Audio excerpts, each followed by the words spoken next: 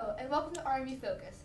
I'm Bailey Knoll, and joining me today is our great interview subject. She's going to tell us about admissions and what it's like to be a Colonial Ambassador. So thank you for joining us. Thank you for having me. Yeah, so what is your current role in admissions? So currently I'm part of our undergraduate admissions team. I was a Colonial Ambassador as a student here for 3 years. I graduated just this past spring in 2021 and joined the undergraduate admissions team in June. So I've been with the team for about a little over 6 months now. All right, that's cool. So working as a Colonial Ambassador, how did you first get involved? So I know at the end of my freshman year they had some informational sessions, kind of just wanted to learn more about it. I know it's kind of a cool position to have amongst campus, kind of looked at as like a campus leader of sorts, and wanted to get involved. So went to some of those informational sessions. There was a ton of people that showed up, put in my application, went through the interview process. Actually didn't get the Colonial Ambassador position at first. They came back to me as like a callback of sorts after going through who was going to return, and then started the next year as a sophomore in the fall, and ever since until I graduated as a senior. So that's great, Nick. So aside from doing tours, because we all know Colonial Ambassadors as the people who walk around campus backwards and give the tours, which is a good skill to have. Oh yes, I bet. What are some other responsibilities that you guys have? Yeah, so obviously the day-to-day kind of stuff is definitely giving the tours. You see us walking around campus Monday through Friday, 9 to 5 there. We do have special events on the weekends, especially tours or discovery days, accepted students days, stuff like that, to kind of drive people to want to come to RMU there. In the downtime per se, if there isn't a tour during the week, we have some office work, whether stuffing folders to give the prospective students when they come to visit, folding t-shirts, not the glamorous lifestyle from that standpoint, but stuff that kind of needs to be done regardless. But a wide variety of things, especially now with the virtual format, some online events during the week and stuff like that to meet with students too. That's great. So how can students who want to become an ambassador, how should they go about it? Yeah, probably the easiest way is once the spring semester rolls around, you'll start seeing some informational sessions about swinging by, learning more about the position, meeting with Melissa White, Missy White, who's in charge of our ambassadors and one of the counselors as well. She kind of handles the application process with that.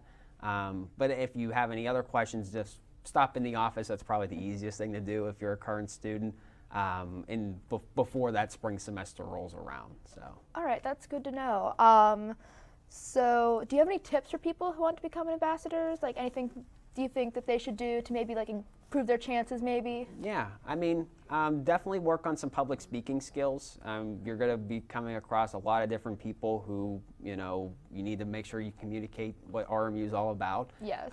Also, try to have a variety of, how you would answer a question if you were on tour. I know that's one of the things in the interview process. They're like, oh, okay, well, what if a family asked you this? How would you respond type of deal? Yeah. So just maybe preparing some of those kind of situations in your head. Of how you would respond, being knowledgeable about the university as best as you can.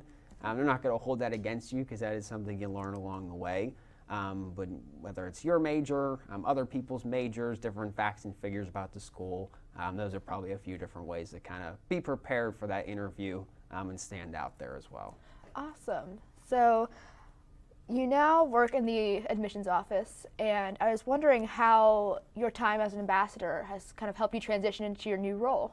Yeah, for sure. So again, started as a sophomore, didn't really think that admissions was going to be the route I'd go in as a career after graduation, just kind of thought it was a nice resume booster, which it is. Come junior year, I got more involved with some side projects in the office, taking on a little bit more responsibility there.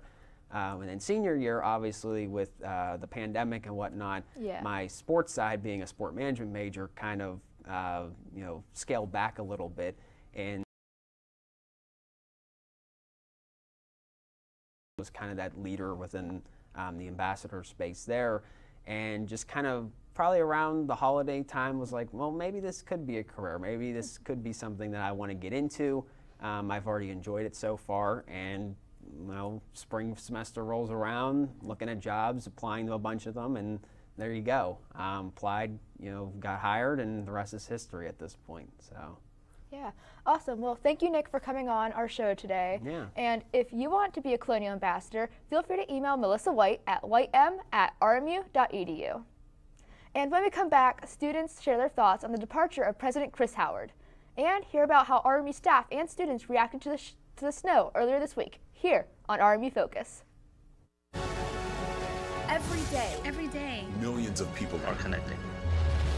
And even though we're overcoming obstacles, watching each other's backs, and banding together, we should still make an effort. To get to know each other on a deeper level. Father, cosplayer, mentor, actor. It's time we take a step forward. It's time we take a step forward. Come together and discover how accepting our differences can make us stronger. Yeah! Sam, Elmo! Oh, hey, Julia. Are you ready to play band with us? I'm gonna play my clarinet. And Elmo's gonna play his drum. Drum loud. Oh, well, you know what to do, Julia. Julia knows. With Julia's autism, loud sounds can be too much. But she still loves to make music. Play band. Early screening for autism can make a lifetime of difference. Find out more at screenforautism.org.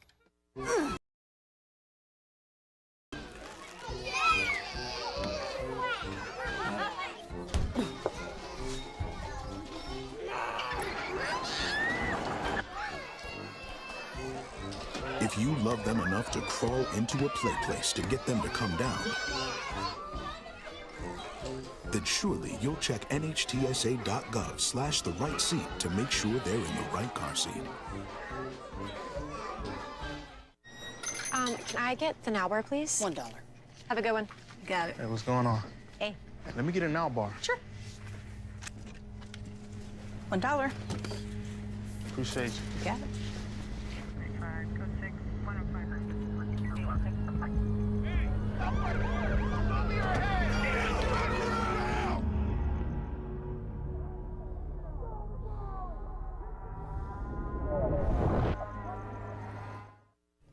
Welcome back to RMU Focus. Recently, Chris Howard announced his departure from RMU to ASU. Let's take a look at how some students on campus feel about his departure.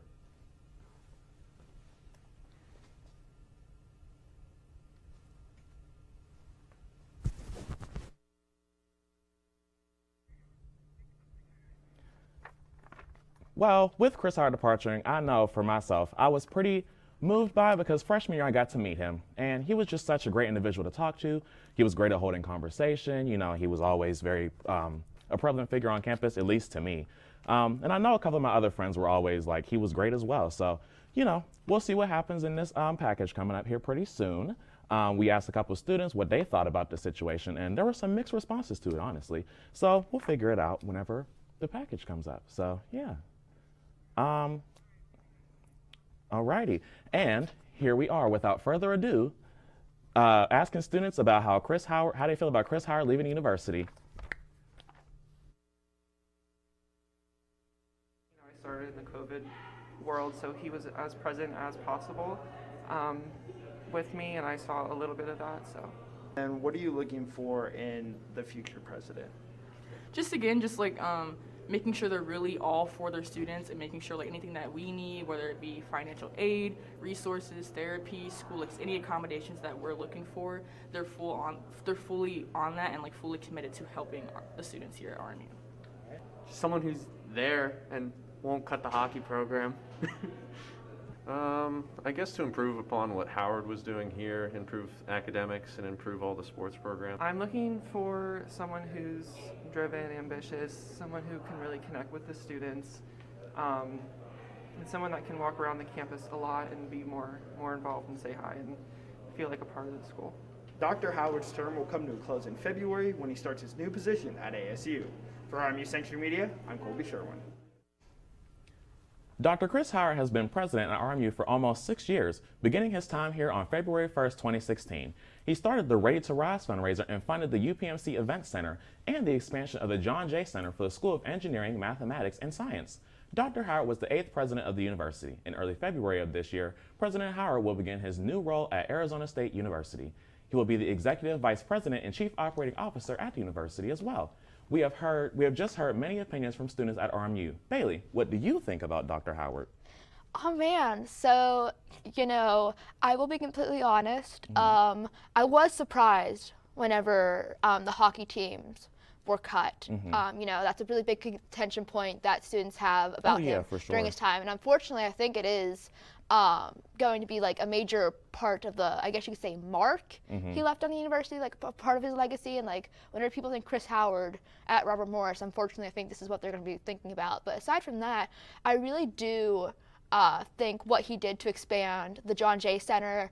I have friends who have taken classes in the new section of the building, and they say that the labs and stuff are really nice. So the good comes with the bad, but unfortunately, I think the bad will be a tarnish on his reputation during his time here. Yeah, I would definitely have to agree. I know the announcement of the hockey programs being cut was a big one for the university. It was on Instagram, it was on Twitter, Snapchat, all social medias that you might have out there. Who knows which ones you have. But other than that, though, it was also just big in general in the news and stuff. It was on the news everywhere. It was on TVs. It was just a huge topic, and it lasted for a couple months too. I want to say, maybe a couple months afterwards. But I know asking a couple of my friends, because I have some friends that play hockey. Obviously, they were kind of disappointed, but they were still happy because they got to keep their scholarships and everything as well, because I know that was a big part of it, besides the fact that they love hockey, obviously. But I know the money always helps with either books or tuition or anything like that, so I know it was a big change. So other than that, though, I think he's going to do well at ASU. I think he's going to be welcome there. Plus, it's kind of a fresh start for him, since, the hockey program will, unfortunately, potentially haunt him forever, unfortunately. Yes, I think it will, unfortunately. Yeah. But anyways, this past weekend at RMU, Phi Delta Theta held a video game night Friday in Hale. I have a source who tells me the brothers played Fortnite, GTA, FIFA, NBA 2K, and many more. Saturday, men's basketball had an afternoon matchup against Northern Kentucky at the UPMC Event Center, where the team won 74-64, with Michael Green III scoring 20 of Robert Morris's points during the game. And on Wednesday, the Sisters of Sigma Lambda Gamma held the Tie-Dye with the Gammas in the Rotunda, where participants had the opportunity to create a tie-dye tote bag, which sounds like a whole bunch of fun. So Bailey, this weekend, I know there was the past week, I know there was a bunch of snow happening this week. I think we got over 9 to 12 inches, I want to say, at least around a foot. So I wanted to talk about a couple things that the snow, how made me feel. Yeah. So the first, and I know you've had experience with this as well, so I want to ask you about it too, but getting stuck in the snow in general. So when I first saw the snow, I was like 3 o'clock in the morning. I was just up because I just didn't go to sleep. But I noticed it was pretty heavily packed down. I was like, okay, it'll be fine. It's just the light fluffy snow. I'll be able to drive through it, right? As one does. Yes. So, but then after that, I was getting into my car to heat it up and get out the parking spot, and I got out the parking spot pretty easy. I just kicked the snow with my boots on that I had, and then drove away to mind my business. Then came back home, right? Yeah. Could not get into my parking spot at all. I went into it. I didn't get to go into it at all. My tires just kept spinning and spinning and spinning. And I did what they say to do. They say turn the tires to get them loose from the snow and get some more traction under it. Tried that, didn't work. I tried to just go in faster. Don't know why I thought that would work, but it didn't. So, and then also I was like, you know what? This is the last ditch effort. I'm gonna just back into the spot. Yeah. So I get back and my car is almost in the spot, and then my tires start spinning again in the snow. Yep. But then later on, I found that it was just ice underneath the tires. That's why it wasn't moving. It wasn't the snow in itself. Because at first I thought my snow tires were just horrible, but they actually weren't that bad. So, but how do you think about what did you think about the snow? Oh boy, so I definitely have a lot to say about getting stuck in the snow. I got stuck in the commuter lot by the library twice. And something that has made this snow day or snow days, since we had 2, a little challenging for students is the clearing, or shall I say the lack of clearing of snow by RMU maintenance crews, which is something I have unfortunately had firsthand experience like you did, Terrion. I got stuck. So Tuesday night I got stuck in the commuter lot twice, and I was not expecting to get stuck whenever I left Yorktown. The Yorktown parking lot was nice and pristine. I was like, okay, I'm gonna be able to drive to campus, okay. And whenever I got to campus, the commuter lot, like the front half, like the part that's closest to Patrick Henry, it was left kind of unplowed, while, you know, that had me confused, but so yeah, I ended up calling my dad. Yeah, I get you for sure. Yeah. The parking lot was not plowed like in the slightest, and it was just like a whole mess. Like people would go back and forth and everything, and it just wasn't. Yeah, I thought that if I called my dad, he'd be able to help, but unfortunately, not really. Not in the slightest. So No. at least when you called, he could like offer some assistance at least, or try to. He didn't. So, but Vitalent, a blood organization, is currently facing a blood shortage, a national blood shortage at that as well, alongside the other organizations that are facing a blood shortage. They are looking for O-type blood as well. And also, alongside the rest of the nation, the supply they have is the lowest it's been in the past 2 years, and patients around the world need your help. If you are able to donate, then please head to John Jay Gym on Monday, January 24th from 10 a.m. to 4 p.m. For more information and instructions on scheduling and appointments, make your way to the RMU Revolution page. If you search up Blood Drive, it should be the first event you see. Thank you for supporting, and tell your friends about it as well. The Sisters of Sigma Kappa will be hosting a board game night on January 22 from 6 to 11 p.m. in Hale Room 310. This is an informal recruitment event where you can meet the sisters, learn more about the chapter, and have some fun. This event is perfect for anyone interested in rusting Sigma Kappa for the spring semester. And I bet they'll be playing plenty of fun games. You know, maybe some Cards Against Humanity, or Fro Fro Burrito, or maybe even Fro Fro Burrito Extreme, which, you know, those are some games, the Fro Fro Burrito games I've been wanting to try Terry on. And getting to, you know, just imagine getting to just throw some soft little burritos to your friends and just like pelt them with it. But anyways, if you're interested, more details about the event can be found on Revolution. Looking for a way to spice up the pasta noodles you have in your cabinet? Or maybe you're looking for a new dish that will impress your family and Snapchat friends. Well, this Tuesday, January 25th from 6 p.m. to 7 p.m., RSVP to attend Chef Dan's cooking class, where you'll be learning how to make Alfredo sauce. The class will be held in the PNC Cafe, and trust me, Alfredo is one of the best pasta dishes you can make, and it's not too difficult either. It is also sure to be the talk of your friend group, not to mention Chef Dan is amazing at what he does. Who knows? The more classes you take, you could potentially be the next Gordon Ramsay. The RMU Division III hockey team will be having their senior night game on January 22nd against Indiana University of Pennsylvania. All 6 of the Colonial seniors will be recognized at the team's last home game of the season, with the senior night festivities taking place before the game begins. But be sure to stick around and cheer these seniors on for one last win at home. The game takes place at the RMU Island Sports Center and will begin at 7 p.m. To learn more about how the team has fared so far this season, you can learn more online at the RMU Club Sports website. When we come back, hear about the 34th annual mascot skate at Shenley Park. And about the events coming up in Pittsburgh here on RMU Focus. Robert Morris announced on January 4th that it's been difficult because I hadn't been able to see my grandchildren. I can't wait to get back to field trips with my school. Not having to think about putting on a mask. I really can't wait to get back to life, really. I miss all my friends. I miss taking pictures in school. An expression on someone's face when you do something nice for them. COVID-19 vaccines are available, and they're the first step to safely getting back to things we miss most. Visit getvaccineanswers.org so you can make an informed decision about COVID-19 vaccines. Imagine being fired because of who you love. Imagine being denied medical treatment because of who you marry.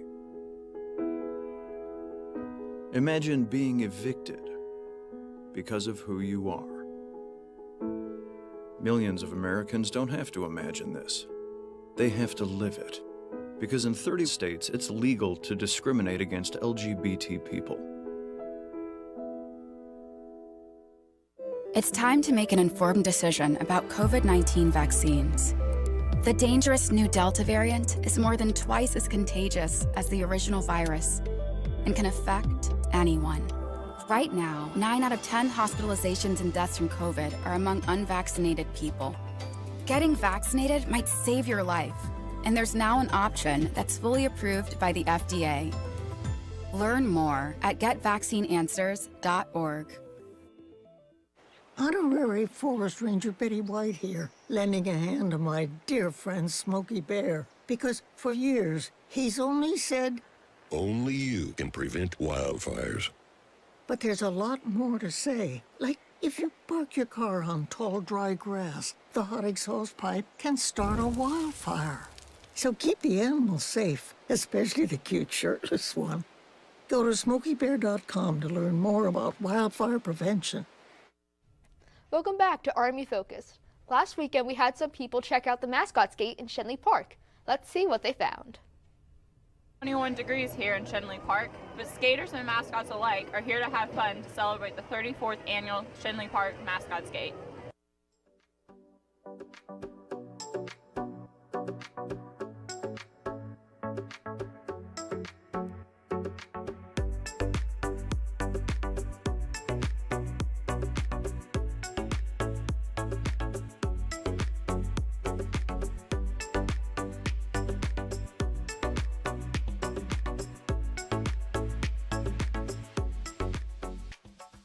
On January 15th, Pittsburgh City Parks hosted the 34th annual Mascots Gate.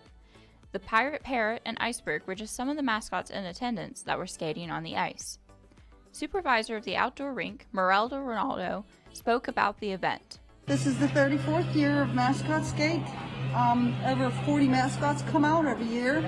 This year we have about 21 mascots. It is one of the biggest events. We have Valentine's on Ice, and that's a big event as well. But this is one of the bigger events, and people just love coming here, and especially the kids. They enjoy all the mascots, of course, especially Iceberg and the Pirate Parrot. Those are the two big ones. So it's really an awesome time. Ronaldo also discussed what makes the mascot skating event so special. Just getting together with everybody and sharing laughs and smiles and just enjoying all the different types of mascots that come out here and how silly they act. It's just a silly time for everybody just to be relaxed and laugh. For RMU, I'm Molly Hall. This was the 34th Mascot Skate held at Shenley Park. In addition to open skates, Shenley Park will also be hosting Valentine's on Ice. Now, Bailey, you were at the Mascot Skate. How was the event? The event was great. I really liked standing up top. You know, if you've ever been to the Shenley Park ice skating rink, you know they have kind of like that ledge where you can kind of like overlook what's going on. And I actually took photos for the event. Oh, really? And yeah. Can we find them anywhere?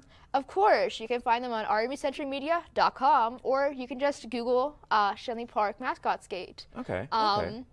What did you think about the characters and everything there? Yeah, so I saw some mascots that, you know, you don't normally see. One of my favorites was the raccoon, who represents the garbage people of Pittsburgh. And by garbage people, I mean people who collect the trash. Maybe I should say trash collectors. Maybe. Who knows? Maybe. I really liked his orange jumpsuit that he had on. And also Bobber the water safety dog from the Army Corps of Engineers. He's not one you see very often. But of course, gotta love the classics, Romo and Pirate Parrot and Iceberg.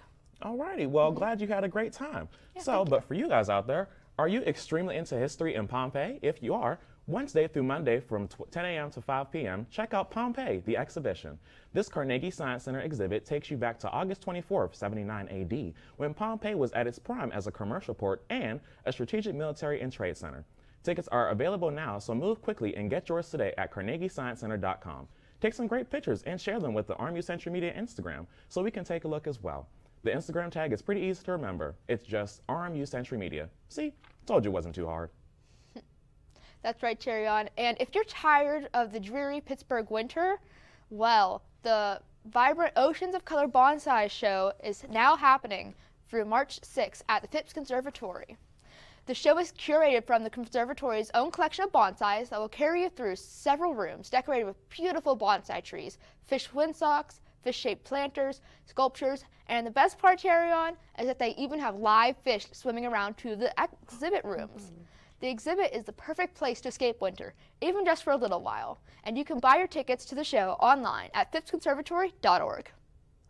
Looking for somewhere to take the kids Wednesday through Sunday from 10 a.m. to 5 p.m.? Well, take them to see Mo Willems' cast of characters in The Pigeon Comes to Pittsburgh, a Mo Willems exhibit. Held in the Children's Museum in Pittsburgh, this exhibit allows you to have conversation in Elephant and Pidgey's voices, make them dance, learn about their emotional lives, and more. Ticket pricings and more info are available at pittsburghkids.org. This event is bound to be a great experience for both you and your kids. It's also bound to tire them out as well, so they aren't running around all night too. A win-win situation if you ask me, everybody. When we come back, Terrion and I will close out this wonderful show. Anytime, anywhere, but there's a simple way to stay safe. Hey, Jim Cantori here. I stay safe in dangerous weather by planning ahead.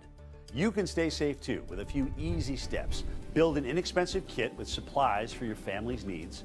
Write down important information like phone numbers and medications. Always talk with your family and remember any pets in your planning.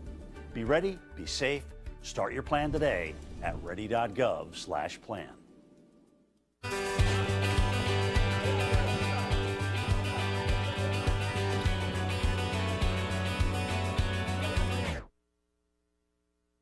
Volver a vivir esos momentos comienza con protegerlos contra el COVID-19 y sus peligrosas variantes nuevas.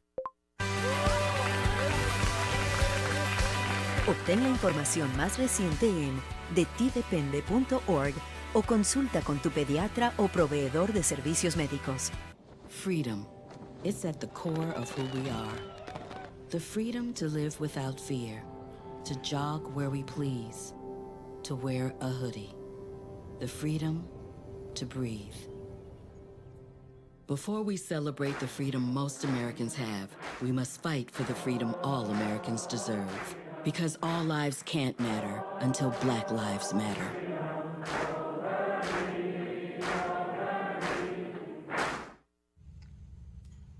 Hey, boss. Okay? Said I'm fine.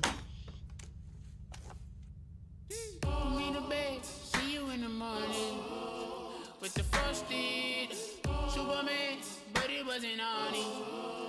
And we lost it. In my head, in my head, in my head. We were underlay in my head. Hey, son. Hey, Bob. You know you can talk to me. Yeah. All right, Bailey. So I'm wondering what your place to be will be this weekend. Sure, Terrion. My place to be this weekend is the World of Wheels Expo at the David L. Lawrence Convention Center. Now, Terrion, I'm not that much of a car person, but I got to go to this convention with my parents years ago, and I do have fond memories of the event. They have a large variety of different cars and trucks, perfect for every auto fan. And guest appearances, such as NASCAR driver Kyle Busch, who will be there Saturday from 12 to 2 p.m. And fun fact, Terrion, I got to meet Farm Truck and Asian from Jeff Lutz from the Discovery TV show Street Outlaws when I went to the event years ago. And, you know, I got a poster signed by them, and to cap it off, I got a really crappy photo. Oh, Bailey, that sounds awesome, besides the photo. But my place to be this week would have to be Las Vegas, Nevada, because the one and only Adele is doing a concert at Caesars Palace weekends in January through April. I went the first week of January for my 21st birthday with a couple friends and family members, but had no idea she was performing there. When I got back to Pennsylvania, I wanted to know what song she was performing. I found out that she is singing a lot of songs from her new album, 30. Well, I guess the only option I have now is to plan a trip back before the end of April. That sounds great, Terrion. My what to watch this week, if you're curious, is the new Hulu series How I Met Your Father, starring Hilary Duff. The sitcom is a spin-off of the classic How I Met Your Mother and follows Sophie, a middle-aged woman played by Kim Cattrall, as she calls her son in the year 2050 to tell him the story of how she met his father.